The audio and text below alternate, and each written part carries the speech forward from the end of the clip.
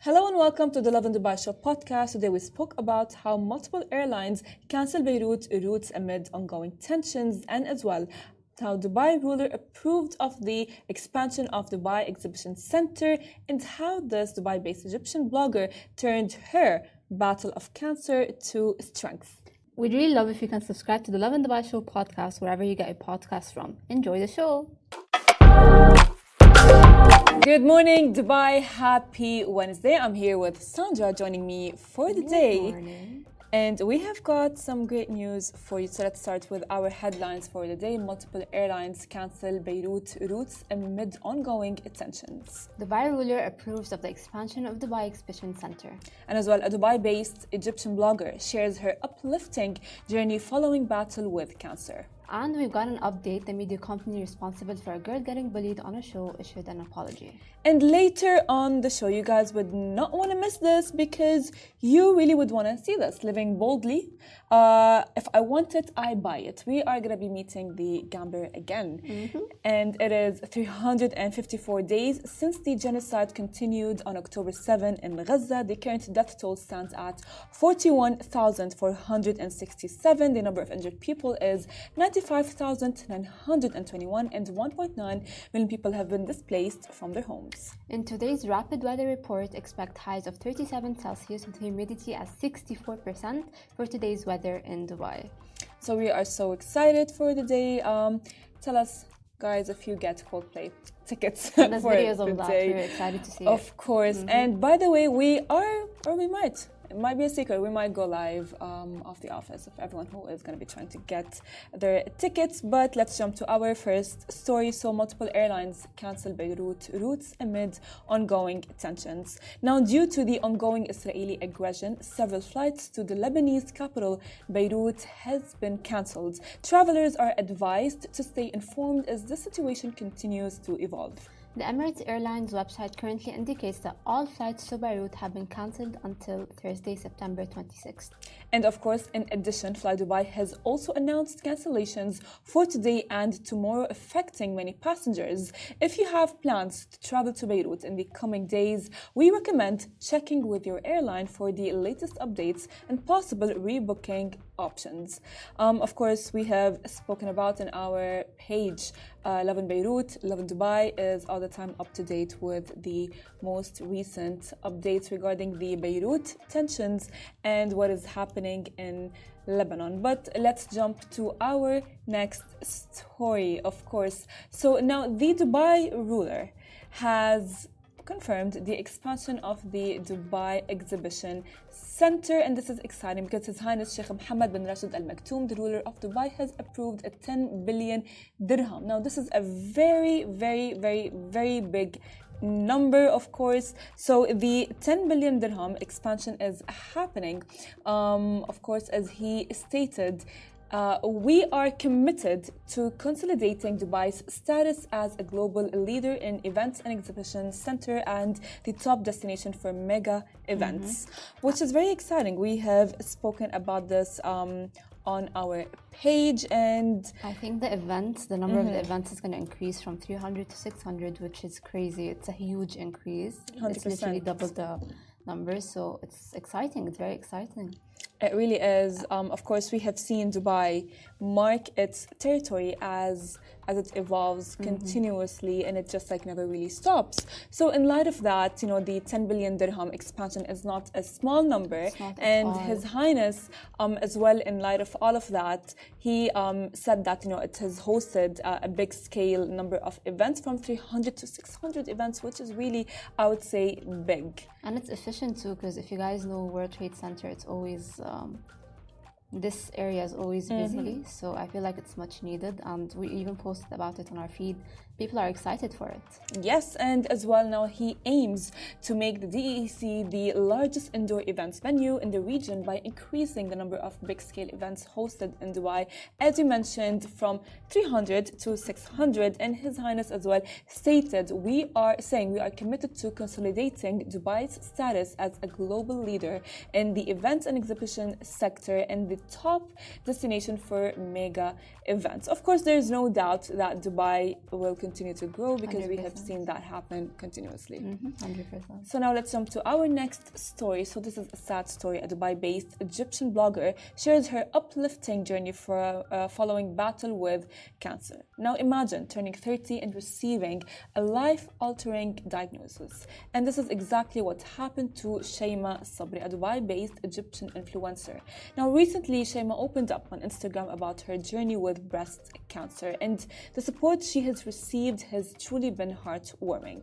Shaima, who was once terrified of needles, is currently facing her third round of chemotherapy. The journey has been incredibly challenging. She's lost her hair and she endured painful side effects. As well, the diagnosis hit Shayma particularly hard, arriving on her 30th birthday, which really must be very devastating. Now, the day she had allegedly or anticipated, of course, in an instant moment, her life has changed. Plans, priorities, perspectives shifted dramatically, which is, by the way, I would say very sad. Yeah. Notable figures like Lebanese influencer Karen Wazin, Moroccan singer Basma Bousil, and Egyptian influencers Asala Kamel and Mace Vault have all shown their love and encouragement under her post. Shayma is determined not to let cancer define her, but instead transform it into a catalyst for her personal growth. She often reminds herself, Allah does not burden a soul beyond what it can bear. Let me say one thing is that I love how she had taken the hardship and turned it into something for her own benefit. Yeah. And so in light of all of that, she said one thing that I for sure love is that she's not going to let cancer define her. This story made me tear up, by the way. The full story is on her Instagram account, and like she posted all of the details. And the comments under the post, it's adorable. It's really nice of like the community showing her the support. And yeah, she also posted a video of herself getting her hair taken off. Yeah. You know, but the thing is, like, what I love and what I want to focus on is the fact that she said she does not want to let cancer define her, because a lot of like people, when of course it's inevitable to feel that way when you are sick and when you are not feeling that well, to feel like, okay, now I am sick, and that just like consumes your brain. It consumes every thought in your head throughout the day. Yeah. But she said she's not gonna let it define her, and she's not gonna give it that power. We love that mindset.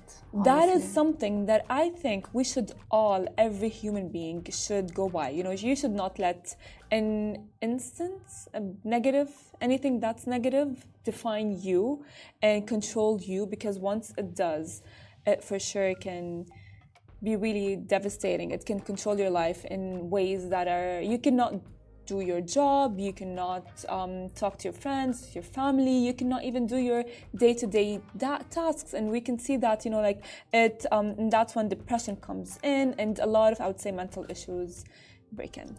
We're definitely wishing her a speedy recovery. She's a beautiful, strong woman, mashallah. Yes, she is. And we hope she gets well soon. Well, now let's take a break with a fun fact for the day. Did you know that Lovin is based in 22 cities? That surprises me even. Now we have a team of local journalists around the region bringing you the best positive stories and bit sizes that you know. So of course you can get to know your region. You can find them on social and daily newsletters and podcasts, or even on our app. So find them wherever you get your news from. Let's jump to our next story. The media company responsible for a girl getting bullied on a show issued an apology. So an 11-year-old Emirati girl was being bullied. If you remember, we talked about that briefly on the show during the filming of a children's TV show, Al'ab Al-Nujum, which is Star Games. Now, it's a program on Mazaj channel. Now, subsequently, she was sent to the hospital and the UAE Media Council launched a formal investigation. Mazaj issued an apology that says, firstly, we apologize to the UAE community for the media content that we aired, which contained inappropriate phrases regarding our culture and national identity, as the ITP Media Group sincerely apologizes to the UAE community for airing inappropriate content related to the national identity. They affirmed their commitment to the UAE's values and success. Additionally, they extend their apologies to Maryam and her family, wishing her a swift recovery and assure that the psychological well-being of participants will remain a top priority as they monitor her health in collaboration with her family. Now, Mazaj as well issued another apology that says, "We want to clarify that bullying in any form is entirely unacceptable to our team and outside our institutional culture. We strive to create a positive space where young talents can express themselves in an atmosphere of kindness and respect. We take this incident very seriously and we are reviewing all aspects of our content to ensure its compliance with media content standards and the laws and regulations governing country's media sector." Of course, this is very, I would say, devastating because we have bullying is not acceptable, and the fact that this little girl did not understand it and it took her to the hospital, I would say it's very Did you see snippets of the show on TikTok?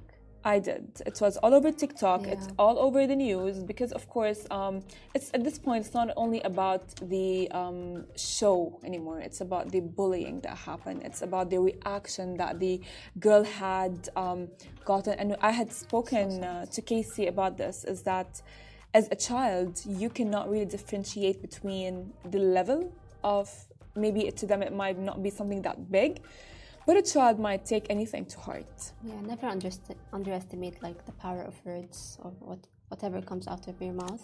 For sure. Like, it's very sad to see the picture of the girl laying in the bed, like sick in the hospital, and we feel terrible that happened to her. And yeah, don't bully, guys. It's not nice. It's not even and that, the effect that it has on the other side. 100%, and that is one thing that I know for sure that she's never gonna forget. As a child, their minds are like sponges, and whatever is said to them, they grasp onto it very hardly. Which is why, by the way, we are gonna be having a psychologist on the show to further speak more. Hopefully, we're not gonna tell you when, but one day we will tell you. A sneak peek. We are going to have a psychologist on the show to maybe give us more of an insight about the effects of words and bullying towards kids. Because, as we said, kids, they take things very differently. And it's not only kids, by the way, like, even with people, even if they are adults, just make sure to choose your words wisely and 100%. correctly. Sometimes you might say something, it might come in a tone of you didn't mean to say it in that way. Just be nice. It's easy to be nice. I mean, if you have something nice to say, sure, go ahead, say it. If you don't have anything to say, just don't say it at all. Don't say it at all. Really, for sure, because you know what? The TV show for sure feels so bad after seeing the picture of the child in the hospital. It's heartbreaking, and we wish her speed recovery from this trauma that she had endured, for sure. And of course, we wish her and her family nothing but happiness and wellness. So you guys, we are gonna go on a break because after the show, if I want it, I buy it. The Gambler is back, so stay tuned after this short. Welcome back to the Lovin Dubai show. Today we are welcoming back the Gambler, the man who lives by the motto, if I want it, I'll buy it. From taking big risks in Dubai's luxury market to being a triple VIP guest at this weekend's IIFA with Bollywood's biggest stars. He's always making bold moves, whether he's winning or losing. He's never afraid to go all in. Well, welcome on the show again. Excited to have you here. Appreciate it. Thank you for being here. So the last time we spoke, you mentioned your motto, if I want it, I buy it. Now, how has that mindset influenced your latest investments since then? Same as always. We've had a lot of big moves going on, whether it was in Dubai. I was back in Canada for 4 weeks. We had massive sales going on there in the construction industry. I actually sold out of all my equipment in a couple of weeks. We came back here, currently going to look at a massive listing actually right after here today. Wow. And that's kind of where we're headed with it right now. I mean, for sure, if you want it, you'll get it. I'll buy it. You get it. You got buy it. For sure. So you've always been making, you've always been known for making bold moves. Now, has anything recently inspired you to take even a bigger risk, whether it's in business or your personal life? I would say in the business side, after coming to Dubai, I realized that I can step my game up and go even bigger. And that's kind of why we're focused on hitting MENA and Middle East completely. And we're probably going to go double down now. Excited. We can't wait to see all of that happen. So we want to know, what's the most significant lesson you've learned so far? And is there anything that you would like to share that has influenced your approach in doing so? The biggest lesson I've learned probably so far is sticking with your gut. Oh, that's a good one. With certain deals, there's been times where I haven't gone with my gut and they haven't worked out. The ones that I always go with my gut are the ones that always turn out. So whatever it is, if you have that intuition and your heart's in it, stick to it because it'll pay off. Damn. I mean, we should, because I often hear like investors do go like, yeah, they do stick to their intuition, and when they don't, it kind of like goes wrong. Was there a time where like you did not stick to your intuition, and then you were like, oh yeah, I knew that, I was right, I shouldn't have done it? Honestly, there's been a lot of times. Anybody that becomes great makes mistakes. I'm human. I've made my own mistakes too, of course. But one that I could think of for sure was I had a person that was reaching out to me in something that I never dealt with, and I always like to take risks. It just didn't feel right to me the whole time, but I still did it, and it didn't work out. It was a big loss, and I learned from it, and ever since then, I just only go with my gut feeling. That's like very interesting. Well, we know that you are a VIP guest at the IIFA Awards, and it's going to be like, is this your first time attending the event? Oh. Yeah. That is interesting. So what excites you the most about being like a triple VIP times 3 guests at the event this weekend? Yeah, I'm going to be surrounded by the most famous people in the world, and I think, just getting that special invitation from them, everybody needs something, whether they want to sell it or they want to buy it, and having these extraordinary people reach out to me and send me this VIP ticket, I'm humbled. I'm so excited. I can't wait to see who I'm going to meet, and I can only imagine who's going to be there. Who are you excited to meet? Shah Rukh Khan. Oh, of course. Who is not? Everyone is excited to see him. The king. Of course, the king. Yeah. Do you have like in mind, like you're gonna go and you are an investor, you are the gambler, of course. Do you have in mind like if you're gonna go meet, do you want to meet some business people? Always. Is that how you go like when you are going to events and meeting people? Does business go through your mind? It's through my mind 24/7. Oh my God. Yeah, if your net worth is your network. Your net worth is your network. Nice. That is a great advice. What does it mean? Like your network is your net worth? The bigger your network becomes, the more powerful you become, the more money you're going to make. The stronger people you're around, the bigger deals you're going to get done. So do you believe in the saying, you are who you surround yourself with? OQP, only quality people. OQP, I mean that. Wow. I might have that as like an Instagram caption. It's actually very nice. Make sure to tag me. Okay, I will be like, like inspired by the gambler. Because for sure, like I do believe in that as well. 100%. But do you have you surrounded yourself with like people that think likewise like you? Definitely. As your vision gets bigger, it gets narrower, and the people beside you, it gets lesser.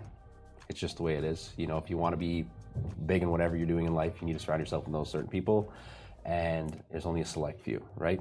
So you need to surround yourself by those select few, because if you don't, it kind of almost, you could say, it can become a cancer. You need to be around the right people with the same vision to get you where you want to go. If you can go back in time, actually before that question, I want to ask, have you always had like that business mindset mentality ever since you became a teenager? I've been buying and selling since I was probably 5 years old. Oh my God. What were you doing when you were 5 years old? Barbies, yes, I don't know. Yeah. But I don't know, the fact that you have had that mentality for so long, do you think that it is a mentality that can be adapted or is it adopted? A little bit of both, a lot of people in success have their own stories, right? Whether it's built on losses, trauma, sacrifice, whatever it may be, right? For me, it was kind of just, when I grew up, I was always different. I always wanted different things. I didn't necessarily fit in. But as I got older, I realized it was my superpower. And then I just turned it into a beast that per se that couldn't be stopped. And then that's kind of how the gambler became, per se. But I want to ask, the name gambler, and I know you've been on the show before, but I want to hear it from you. Why did you choose the name gambler, the gambler? Being in business, for anybody, it's a gamble. You have to start with your own money. You have to take risks every day. You have to have employees. You have to have overhead. You have to have everything. So for me, the gambler just kind of hit home to me because everything I bought was always on my intuition. But when I first started out, I didn't realize, my intuition was as strong as it was and it was going to lead me to where it would go. And I was like, it's a gamble. I don't know how it's going to turn out, but I wanted to do it. I wanted to see what would happen, right? And so now it's more of I make a gamble with my intuition. That is very deep. That is very deep. So how does it feel like? Let's get back to the event, because I think I've asked my own personal event, since my own personal questions. So how does it feel to be personally invited to such a big event with major stars, as you said, like you're excited to meet Shah Rukh Khan? And can you give us a sneak peek of what should we expect? Because we're all excited for it. To be honest, I'm still learning it. My Indian friends back at home know more than I do, and they're all going crazy for me, telling me about it all. But they're telling me it's going to be the most craziest event I've ever been to. I'm so excited. I truly don't know everything that's in store for me. All I've been told, is when you come, be ready, because you're going to be around the biggest and the baddest. And from what I hear, they already have some ideas they want to throw my way. Exciting. That was actually very interesting. So I want to ask about the green card. The carpet? Yeah, the green carpet. Yeah. Yeah. What about it? So, I don't know, you tell us. Yeah. You can share some information, the gambler. So as far as I know with the green carpet, it's where all the famous people are going to be walking down, and I'll be going down with them. And then we'll be going to a VIP section as well, where it's only about 20, 30 people to select. And we'll be behind the scenes where there's no cameras, and it's all the select few that are back there. So it's fancier than the red carpet. Correct. Absolutely. We love that. And I'll be making sure to post on my socials so people can have a sneak peek for sure. Can you send us some sneak peeks that are private? Of course. We'll never be there, so we just want to know how it feels absolutely. to be there. VIP for you guys, no problem. Why not? Just send it. Yeah. Just send it, and we'll be like, we wouldn't tell on you. It's okay. It's okay. It can be a secret.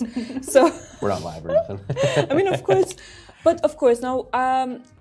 We want to talk about Dubai. So, Dubai and Bollywood, since you're going to be going to the event, but what parallels do you see between Dubai's fast-paced growth and the glitz of Bollywood?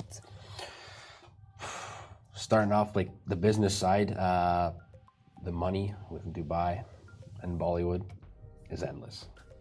The opportunities with them, absolutely endless. It just keeps coming in. They just keep coming to my DMs. It just keeps coming to my emails. Through both ways. Ever since I came to Dubai and we first announced what we were doing here, it's been crazy. The construction side has been absolutely mental. So that's kind of where I would say they align mostly is the potential and the opportunities of just meeting the most powerful people in the world. That is interesting, but if you want to look at Dubai now and Bollywood, we know Bollywood is amazing, and we know Dubai keeps on growing and growing and growing. So if someone would come and give you a choice of hey, we have two properties, one in Bollywood and one in Dubai, but you get to choose only one, what would you choose? That's a tough one. Yeah. There's a lot of factors that would go into play with that for sure, right? But well, with all ears, it's fine. Starting out, I would shoot with Dubai. Oh. So this is why not Bollywood? Dubai's real estate. We're talking about real estate right now. Okay. It's number one. Booming. It's always booming. There's no risk. Yeah. It's Dubai. It's Dubai. And if they would tell you, okay, fine, you know what? Where would you want to invest in Dubai? What is the area right now to invest in Dubai? Ooh, these are the good Palm. ones. The Palm. I also do like the hills as well. But if I was going to say for number one, I would say the Palm. Yeah, I feel like everyone would say that answer. You can never go wrong with the Palm. The views. Some of the most influential people in the world live there. Like who? Ambanis, they're on the Palm. Okay. There's a few other ones that we talked about, but I can't mention. But there's a lot of very. Give us hints. Tiny hints. I can't. That's what NDAs are for. I sign them for all my clients, and I can't do it. Well, okay. So I have a question for the future, but before the future, I want to ask you, you said that you started investing at the age of 5. So what was your first investment at the age of 5? It was small. What was it? A pair of shoes. That's that's cute. That's yeah. actually very smart because Yeah. like at 5, you wouldn't think of like you want to be an investor and Yeah. right? It was everything, like just the randomest stuff, like my mom, she's probably watching this right now, and there's a story that she tells everybody till this day. When I was younger, after I started, selling a pair of shoes, I saved up all this money. I had rolls of quarters and loonies and toonies, and it's Canadian money. And I'm walking down the street. I was maybe 7 or 8 years old, and I heard somebody was selling an electric guitar. I didn't know how to play. I just wanted to sell it. And I went down with like $300, and I'm walking back to my little wagon by myself down the street. And the next day, I sold to somebody else for $700. I was only like 7 years old, and then from then it just became a sickness, and I got addicted to it. So that's like your casual. Yeah. You're casual. Yeah. Well, that's amazing. But regarding the future, now that we have mentioned the past and we know what was your first investment as a 5-year-old, what are you eyeing next? And are any future industries or markets that you are maybe having like your attention at? A big one that we're heading for right now is the construction this way, but I'm also getting into private aviation as well. Tell us more. We'll be buying, selling, renting. We'll also be doing charters to own as well, and private equity too. So if someone needs to buy a plane and they necessarily don't have the cash, we lend. Nice. That is actually very interesting. Well, if someone is here and they want to be an investor like you, maybe not as big as you, but want to start to become an investor like, to become like you, what is one advice you would give them? Like when we started this conversation, your gut. Your intuition. You have to. You got to follow that. The most successful people in the world, when they separate it from a lot of people go methodically and off the business plan, but the people that follow, it's going to change someone's life. You make those kind of investments, those are the ones that always pay you back. That is interesting. Let's keep that in mind then. We are definitely going to keep that in mind since I have been mentioning it all over and over again that I would want to invest, but I'm still like, I don't know if I should. But maybe you are motivating me, but I wouldn't be the gambler, but... Maybe you will. I mean, you never know. Hey, you never know. Is it much of a gamble if you're taking it on yourself? For sure. Well, thank you so much for joining us today and giving us all of those amazing insights. And thank you, Sandra, for being here with me on the show. And this brings us to the end of the show. Stay tuned tomorrow for the same time, same place.